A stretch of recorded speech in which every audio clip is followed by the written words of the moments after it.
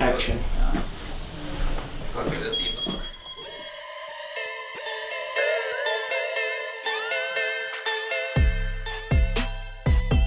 What did your family think when you said, I'm going to work in a jail? Oh, they loved it.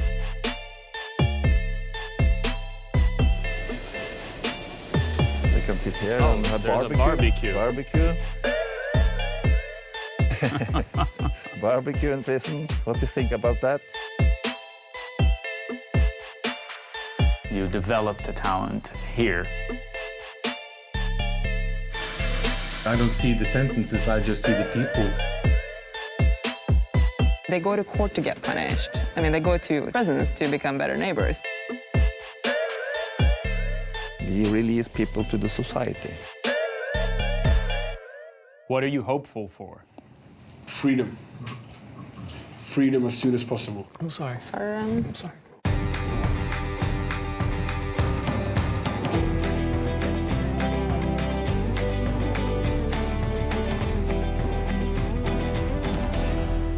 No, never. No one have tried to escape. No one has ever tried to escape this prison. No.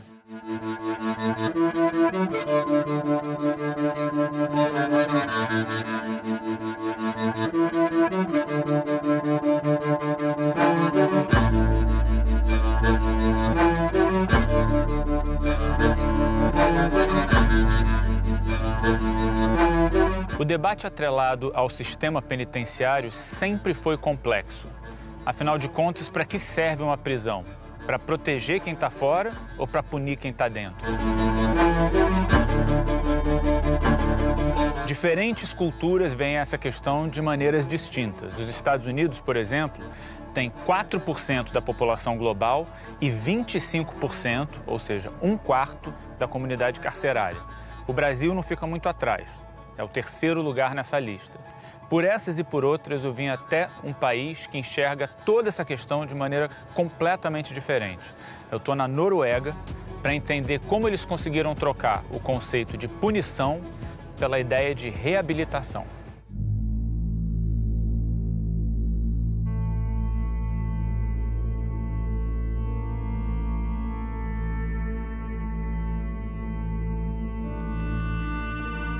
A 1h30 de Oslo de carro fica a prisão mais humana do mundo.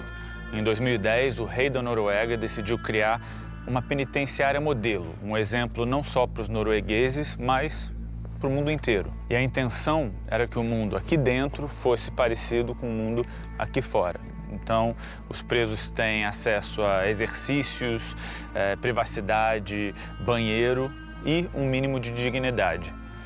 Essa brincadeira custou mais ou menos 200 milhões de dólares. Hoje em dia, 252 presos moram aqui. A gente está falando de estupradores, pedófilos, serial killers, assassinos e a lista continua. Bem-vindo a Halden.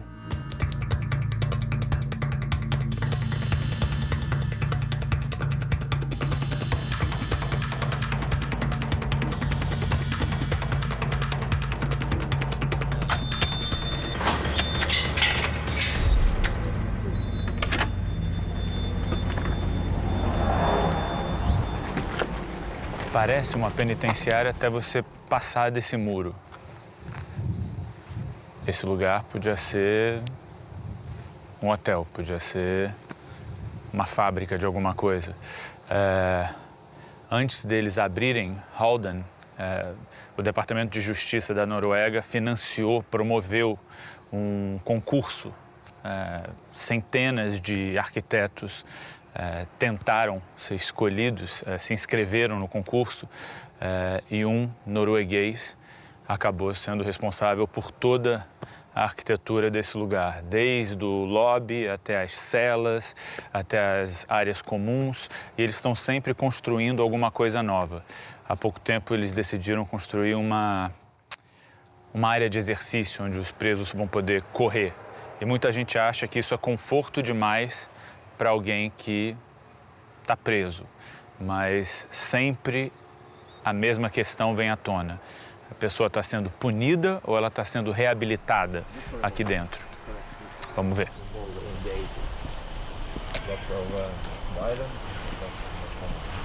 I know that Norway is different in that sense, but we grow up watching prisons on TV. Yeah. We grow up reading about prisons in books, and you have an idea in your head. How different is your experience from what you thought it was going to be? When I started in the 80s, it was like that also in Norway.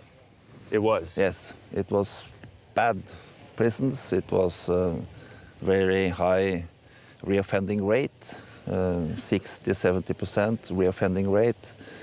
It was a lot of violence. It was 60 to 70% of the inmates that used to came back. leave Yeah, they out. came back. to prison. So What's it was that rate nowadays here in Norway? 25.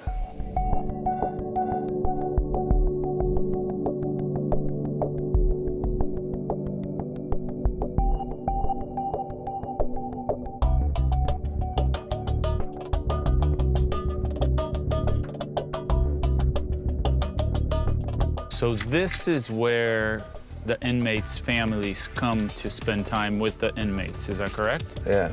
Do inmates reserve this house whenever there's a visitation? How does this work? You have to, of course, behave, be a good inmate. Okay, so this is a reward. Yeah, I will say so.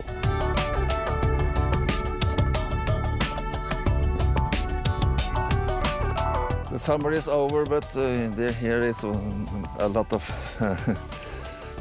colors, flowers. Is that where they do their gardening? Yeah, we have a group of inmates who are responsible for the whole area outside. They can sit here Oh, and have there's a barbecue. barbecue. Barbecue. Okay. Barbecue in prison. What do you think about that? Yeah.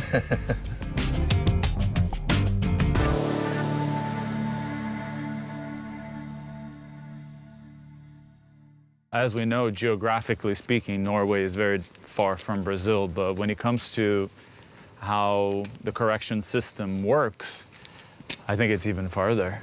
Yeah.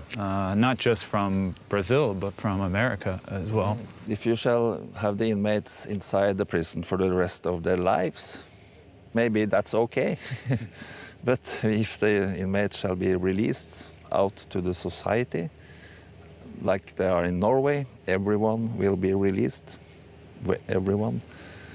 And then they will be citizens, neighbors, and hopefully they don't get back to prisons at once when they are released.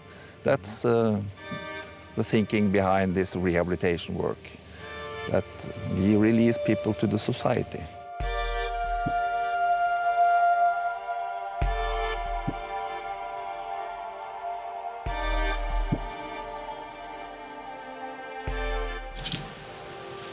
Hi. Hi. Nice to meet you. Yeah, same. What brought you here? I learned we don't know yet, but I'm like I killed someone. But I have my case come one more time up now. Maybe it's self-defense.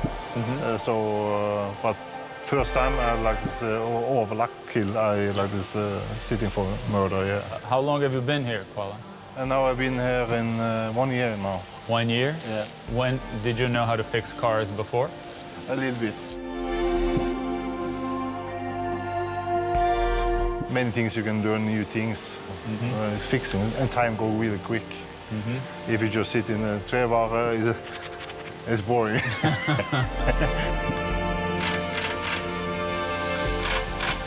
Some people out there, outside of Norway, they view this prison as an example of generosity, humanity. You're stripped of your freedom, I understand.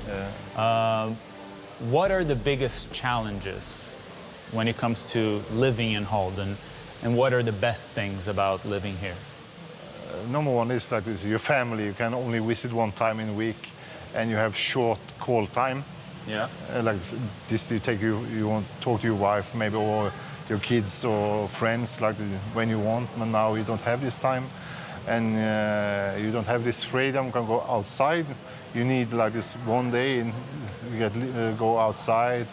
You're locked in, and like this food time and everything like this. This is difficult, and when you are alone in your room, then it's hard. Then you feel you miss your family, and like you think about your case, your family, Your life. Yeah, your life outside.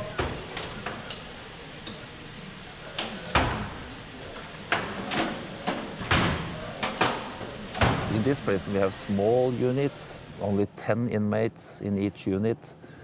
In other prisons around the world you have 20 up to 50 inmates in each unit and in each cell. Here you have your single cell. You can be alone if you want to do that. We have some units here where we can, where the inmates don't have to be in the workshops. You can stay only in the unit, but we don't isolate them.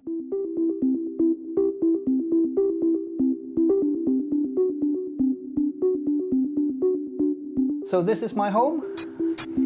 Excuse me? Well, you have a nice view, a nicer view than I have. Really? Is that so? Yeah. That is so. Well, it's just a rental. I'm gonna have to leave it sometime. I'm sure you'll be happy to leave. First, I have a radio and a water boiler. I have my bed. Bed. This is a TV with, we have this DVD player, and we're very lucky that we have this, and the library helps us getting... Movies? Yeah, movies and books and everything, yeah. Oh, nice. Yes, it's very nice. This is my closet, and we have a refrigerator. Very happy for that. Wow. With my carrots, trying to lose some weight. You look great. Thanks.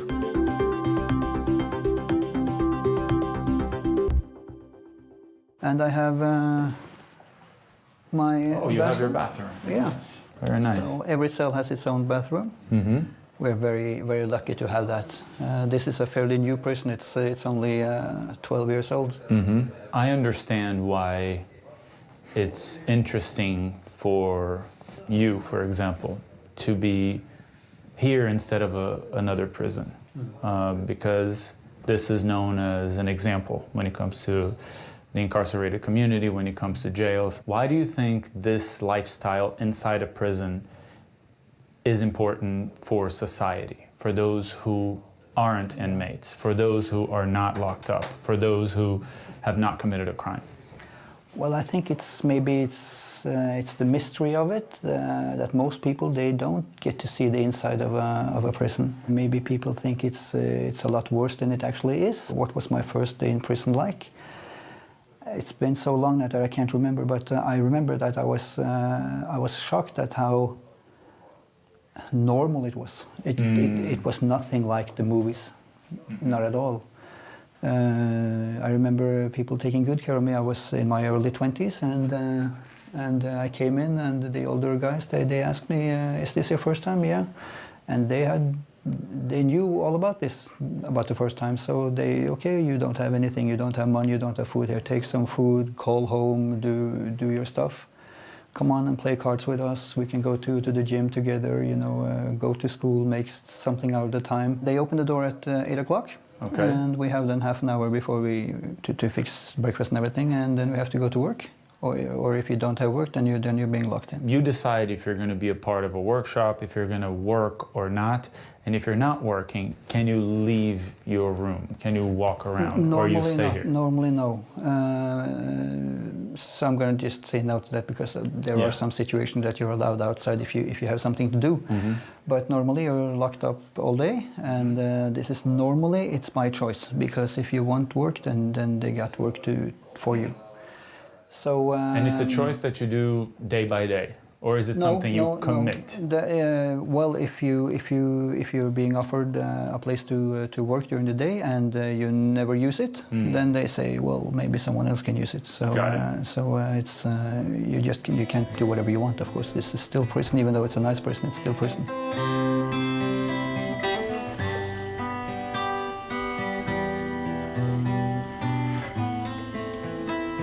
When you're locked up in the night and you're all alone, then you start, automatically start to think about what's going on outside. Is my girlfriend still there? How are my parents, my daughter? How is everything? And this is for me the hardest part. All the things that I have left outside, that I don't get to have any control over anymore when I'm inside here.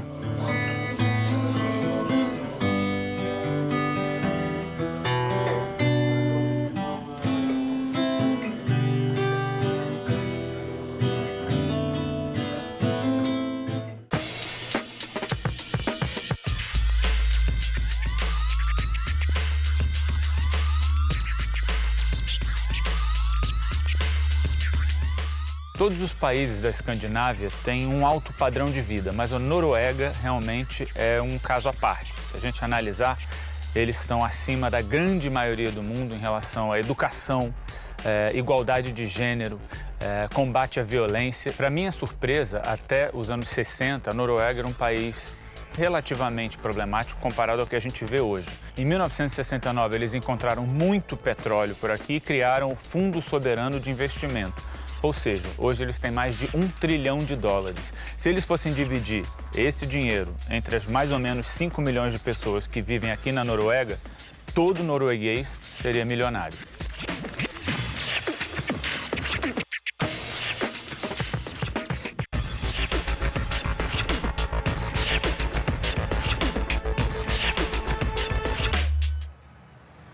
Uma das críticas mais comuns quando o assunto é essa penitenciária é o custo por trás dela. Não estou falando só dos quase $200 milhões para construir essa prisão, mas sim o fato de que cada preso aqui dentro custa mais ou menos ao Estado $114 mil por ano. Para vocês terem uma ideia, um preso no Reino Unido, numa outra penitenciária, custaria $40 a $45 mil por ano. Com isso dito, essas pessoas elas estão sendo preparadas para voltar para o mercado de trabalho, para ter um salário, para consumir, para ter uma vida normal. O que na grande maioria dos outros países, isso não existe. Essa ideia de um futuro pós-cadeia é uma coisa quase impensável.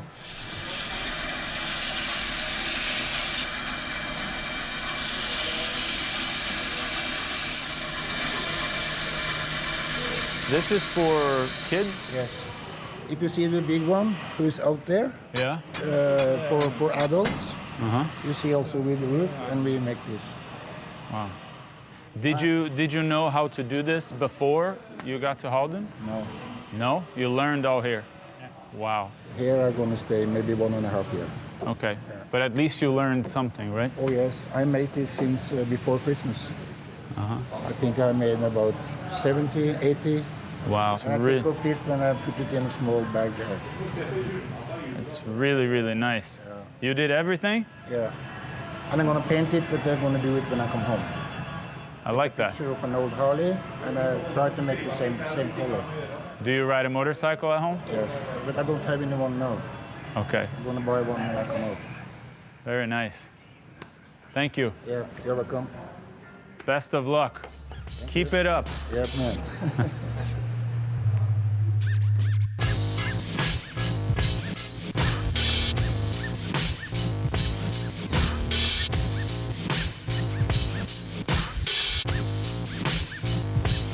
Do you see the difference between someone who is a victim of their environment, who had no opportunities, had no education, came from a dysfunctional family, and therefore became a criminal, and someone who basically is born bad? Have you seen both of them? Yes, I have seen a lot of persons who don't have had a good background. They dropped out of school very early, had violent parents, so on, and end up in prisons. But I also see persons like that have been good people. Oh, I see. Yeah, so we focus on, we have a very good school here. We give them education, we give them diplomas so they can get out and get some work. Can I try just a small piece? But like a little piece. I didn't know how to cook before I started. At all? I've seen, of course I knew a little bit. Your father have a restaurant. My father has a restaurant too. Cooking is in my DNA kind of. man. So I enjoy it, actually. I wish I could say the same. I can only make eggs. That was me before. I have hope then. Yeah, you have hope, exactly. How long have you been here? I've been here now 2 years nearly. 2 years? Yeah. And how old are you? 26. 26. Why are you here? I'm in prison for drugs. 45 kilos of amphetamine. I got 9 years and 6 months. And yeah, I got a long sentence, 9 years and 6 months. So I'm gonna have to spend until I get out, I have to spend 6 years behind the door. Do you talk to your family? I talk to them regularly every week. I have video with them, I Skype them every week. So I do have good family communication. Yeah. It's a situation I'm in, so it's not forever, it's only temporary. It's not permanent, so that's what I tell myself every day. Yeah. Like this chapter of my life is only temporary, it's not permanent, so. These are vegetarian burgers made from red beets and potatoes and onions and stuff. We have a few vegetarians here in prison. Yeah. So we just finished cooking them. So this is now going to, I don't know the English word actually, but they're going into the oven to finish. Oh, okay. So it's not much, but... No, I'll follow you. Picture you 15 years from now, when you think of the time you spent here. How is that gonna hit you? Now, at this present time, I feel like my time is well spent. Because every day I wake up, I'm learning something new every day. If I didn't have the restaurant, if I didn't have here to keep my mind busy, I don't know what I'll be doing with myself. I'll probably be climbing the walls. Yeah. So it's good that I found, how can I say, I kind of found a purpose. Like, I like coming here, I like serving people, I like making for example, I made this menu. Okay. Like going on the computer and typing out menus, starter, the welcome drink. Yeah. Starter, main course, dessert. So, the allergies. What do you think the rest of the world can learn from this system? What do you think the rest of the world can learn from a more humane idea behind punishment? If you just look at the numbers, then Norway have excellent numbers of relapse into criminality and stuff like that. And that is, of course, part because of the welfare system, and also because we are a small country. We are not so many people. We're just 5 million. When you're going to prison, if you have to go to prison for some years, and you're being treated like not like a person, and everything is supposed to be the hardest way, and you're not getting any. You're getting robbed from all your rights as a human being. I mean, I've been in prison for several years, but I can still vote. I can still get a job. I can still get on the welfare system. I have all my rights as a Norwegian citizen still. And I think this is very important, because if you're getting deprived of all your rights and everything, and you come out, and what you have left.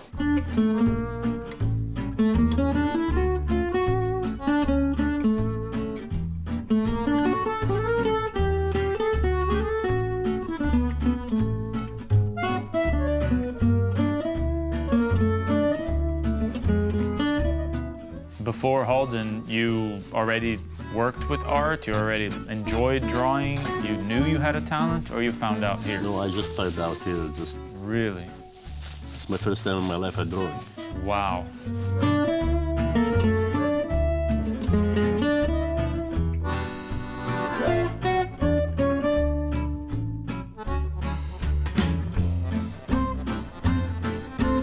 Do you think time goes by faster if you're dealing with art? Actually, when you're dealing with art, you don't think about time. Because when you're working with something you love, time for you is nothing.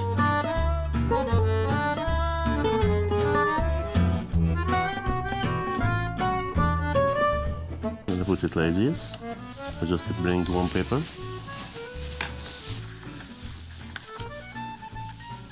Take the carpet over. This is like old technique of printing and copy. What do you miss most from your time before Halden? What do you miss most from... My family. Yeah. Is there anything at all that once you're out there, you're gonna look back and say, I miss this or that from... Just going to change your life for better and be a good person. Choose your people you're hanging with. Wow, that is amazing. And it also depends of the color. If we put heavy color, it will be so dark. If you put less color, it will look like unique. I look at you and you got here and you didn't know how to do this. So in a way, you grew a talent, you developed a talent here. Do you feel the emotional growth as well, or no? Is there anything, is there a way? In the beginning, no. But now? But after some time, you're getting yes. You feel you can do something better. You think you can leave a better man than you arrived? Of course. People don't realize the talent that is quite often in between those walls. They look at those walls and it's almost like a different world. It's invisible. But like coming here and meeting you and seeing what you're doing and learning and developing, and to me, it humanizes this place. Does that make sense? It makes it human. Like you're a man with... It's the beginning when you're coming here, you're feeling like tight because it's a different life, different low of level.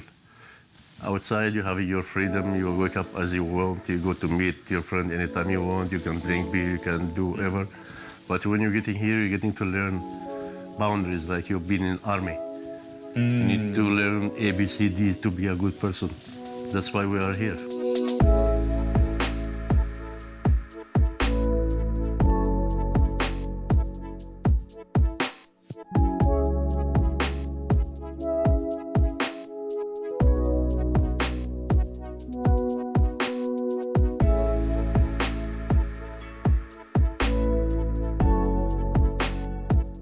Why should a prisoner, someone who might be a serial killer or someone who has murdered someone, why should they have a second chance when the victim has not? Are you a mass killer? Maybe you shall stay in for life. Yeah, we have one mass killer in Norway. Yes. Yes, and I don't think he will be released. I don't know, but I'm not sure. But the other also murderers and rapists, and everyone who are in prison will go out in the society one day. Yeah. And therefore we have to prepare, I think, the society and them. Because if they go out from a prison where they have been treated very bad, they will be very dangerous. Very dangerous. And they maybe will kill more people.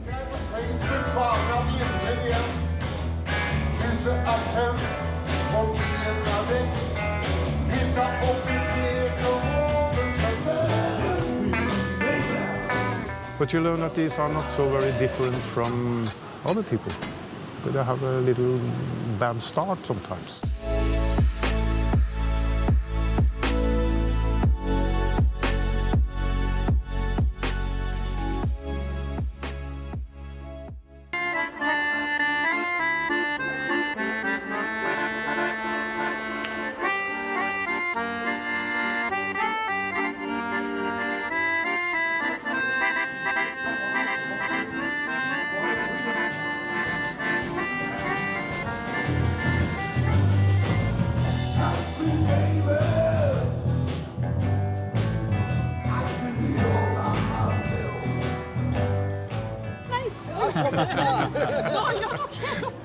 It's a star. Are those your fans? This is the activity, leader in Berg prison here in Westfold. Oh, really? In Tønsberg. And now she come with a bunch of inmates. We have been helping with the rigging and all things, and now they come to listen to Guilty as Hell playing the concert. So they're inmates? Yes.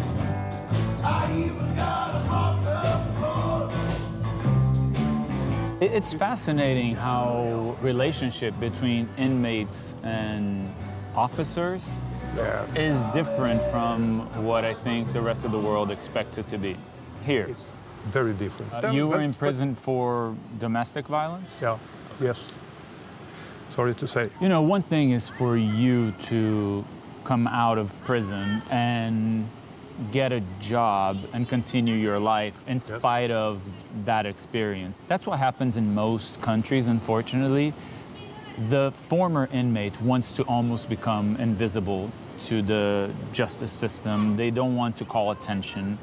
You guys are on a stage every night.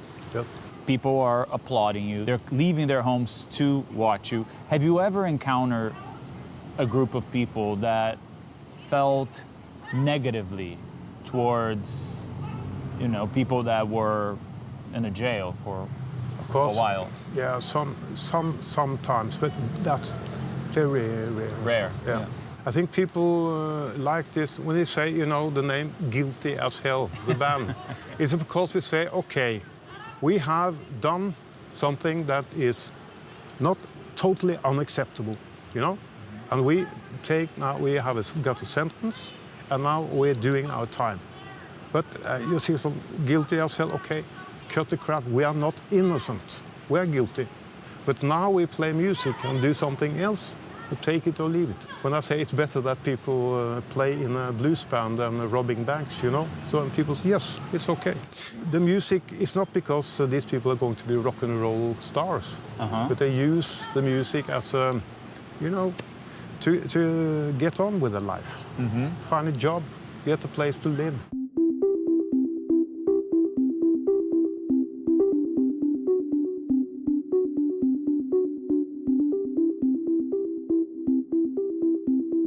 What can the world learn from this kind of behavior, of not thinking about your well-being, but actually thinking of the well-being of an entire country? I think there's something interesting in the way you pose that question, right? Other people's well-being and my well-being, they're interconnected, aren't they? I think that's like a part of the understanding. Having a more equal society, there's this understanding that benefits all of us. Beginning of time, Norway was a hard place to live. It was really hilly and rocky, and you didn't have that much fertile land. Only like 2% of the land is like made for farming. So you never got that big class of landowners. A lot of landowners, but owning very, very small farms. And so everyone had to collaborate from the beginning. That's fascinating. And nobody could really own that much. So it's never been me versus you, but it's always been us as a team. You know, a lot of times when we talk about crime, when we talk about people that are in prison, we talk about how horrible that situation was for the victims of those crimes. But is there a way of also viewing them as victims of society? If you look at in terms of like the criminal act, they're perpetrators. But if you look in terms of their like life stories, a lot of like the people who end up in a situation where they do something illegal, and I think this is the notion that a lot of Norwegians share, if not all of them. A lot of them have been like neglected as children. A lot of them have been like having issues with like drugs and substance abuse, which in Norway also is like more and more considered like a medical condition and not like a sort of like delinquency or like whatever you would see in the US, for instance, where you have the war on drugs. So I think in general, a lot of people would see someone who is in prison as someone who has like made some bad choices in like difficult situations.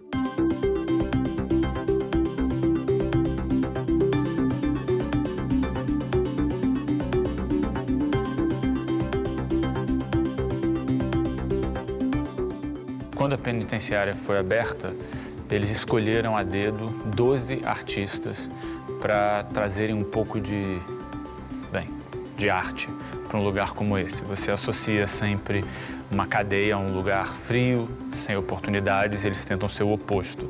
Tem um artista chamado Dok, que é um artista norueguês, então você tem as obras dele aqui. Essas obras dele foram capa da revista Time Magazine e do New York Times. Agora, o que é muito interessante é que aqui você tem mais ou menos 250, 242, se eu não me engano, presidiários, e você tem mais ou menos 500 pessoas que trabalham aqui.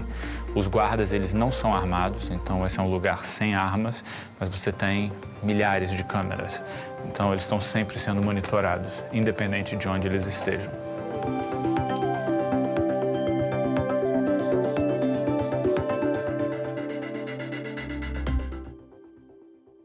What did your family think when you said, I'm going to work in a jail? Oh, they loved it. They did? Yeah. And I think they just expected it.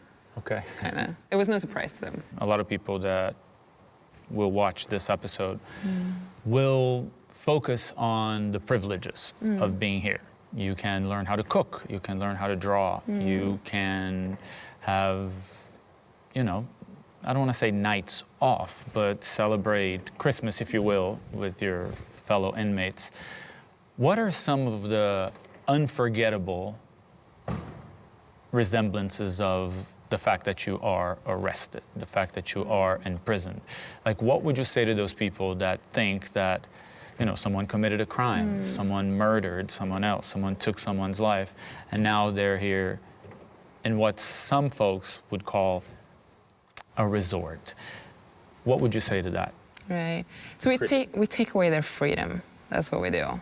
And that's not easy for anyone to deal with. We take away a lot of their freedom, a lot of their autonomy, and that is all we do. We're not out. I mean, they go to court to get punished. I mean, they go to prisons to become better neighbors. I want to work in a system where we can give people second chances. Not everybody wants it or, you know, uses that second chance, maybe the third or fourth, but I want to be able to provide them with the tools that they need to become a better person, better citizen, better dad, better neighbor, and better employee when they get out. And we don't do that by locking them into a cell and punish them like animals. When that door closes at the end of the night, it doesn't matter if you have tiles on the floor or if you have a flat screen TV on the wall. It doesn't really matter. The door's locked. I wonder if you have a couple of moments, for the good and for the bad, that were especially emotional for you. Couldn't help but stepping out of the role of the correctional officer and were just emotional as a person, the woman you are. I met a very young kid once. He was 18, and he was 11 when his mother started providing him with heroin. So he had no chance in life, like from the beginning. He was so helpless, and he knew he didn't have a chance, and I knew he didn't have a chance. We did everything we could. But at the end of the day, when we released him, I walked him to the gate. I knew it wasn't going to work out, and I spent a lot of time with him. But I knew it wasn't going to work, and it took 3 weeks, and then he died from an overdose. And and this is I don't know, it's many years ago, but I still can't talk about it without, you know, almost crying. Because I wish, I mean, I was young. I think I did everything I could. I think we as a prison did everything we could. But, you know, you always wonder if you could have done more. I probably couldn't, but, you know, there's always that. Thank you so much. This is wonderful. It really is.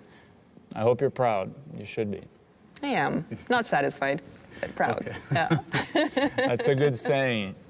It is a good saying.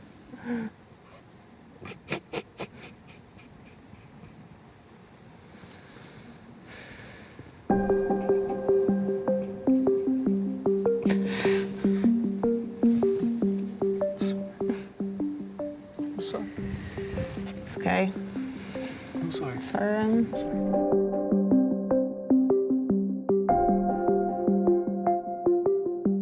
If there is a place that can give me hope, you know, it's this place. But it's just, I get attached to people, and I like them, and I want the best for them, you know? Try to, sometimes I joke about we have 2 gates to go through when we're leaving this place. And when they open the first gate, then you have forgotten half of it, and they open the second, then you've forgotten everything. What are you hopeful for? Freedom. Freedom as soon as possible. That's what I'm hopeful for. I want to get the hell out of here and start my road to recovery and live a better lifestyle. Eu diria que para a sociedade, poucas comunidades são tão invisíveis quanto a comunidade carcerária. E é muito louco você pensar que mais de 10 milhões de pessoas, hoje em dia, agora, no mundo, estão presas. E é fácil ignorar a existência delas, né? Quando a gente fala dos Estados Unidos, a gente está falando de quase 3 milhões de pessoas invisíveis, esquecidas. Well, when you get out of here, you can make some money as an artist. All possible. É fácil a gente viver a nossa vida e ignorar problemas que não são nossos. Mas eu não sei se é a melhor maneira de fazer parte de uma sociedade, de enxergar um futuro melhor, né? Porque, no final das contas, a gente não está aqui só pra gente. What do people say out there when you tell them that you work at Halden? Yeah, well, that sounds exciting. They say like, oh, they do. Wow, are you interacting with murders? And yes, of course, but I don't see the sentences. I just see the people. Eu acho que a gente tem muito para aprender com esse país. E é interessante porque a gente pensa na Noruega e imediatamente a gente pensa na educação, a gente pensa no dinheiro, na aposentadoria. E é fácil a gente achar que a gente tem que aprender com esse estilo de vida. Mas eu acho que talvez a gente tenha ainda mais para aprender com esses obstáculos, com esses desafios, que são difíceis aqui, mas são muito mais difíceis de onde eu venho. If you could describe what you want to be remembered by once you leave Halden. Oh, that was a nice guy. And he is a prison governor, and he is so nice. In many other countries, they look at me as a lunatic, a crazy guy who believe in change. But I want to believe in change, that people can change. É claro que essa é uma empreitada ambiciosa, mas a gente também não sabe qual vai ser o resultado dela daqui para frente. Até agora, os dados, as pesquisas, os números, os estudos mostram que aqui existe uma melhora, enquanto lá existe uma piora. Então talvez a gente tenha muito para aprender com eles ainda.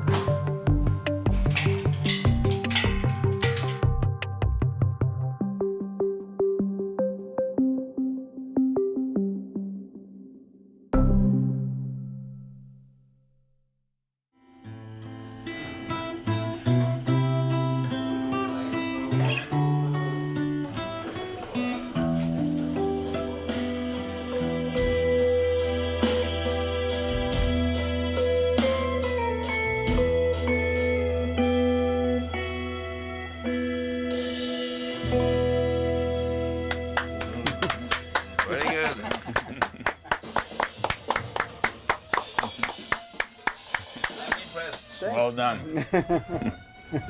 And the police is coming.